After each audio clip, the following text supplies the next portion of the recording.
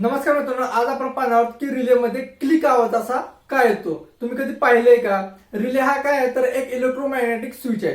जेव्हा रिलेच्या कॉइलला आपण व्होल्टेज दिलं जातं तेव्हा काय होतं तर त्याच्यामध्ये त्या कॉइलमध्ये इलेक्ट्रोमॅग्नेट बनतं आणि हा इलेक्ट्रोमॅग्नेट त्याच्यामध्ये आत असणाऱ्या आर्मेचरला ओढतो आणि काय होतं कॉन्टॅक्ट बदलतात. एनओचा एनसी कॉन्टॅक्ट होतो म्हणजे ऑन किंवा ऑफ होतात.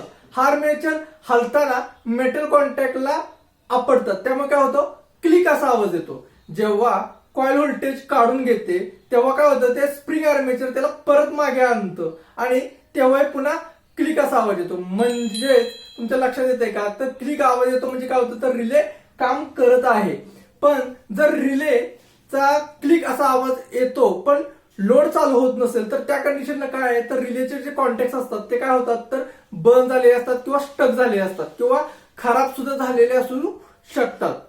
हा व्हिडिओ तुम्हाला कसा वाटला? आवडला असेल माझ्या चॅनलला लाईक करा, शेअर करा आणि सबस्क्राईब करायला विसरू नका.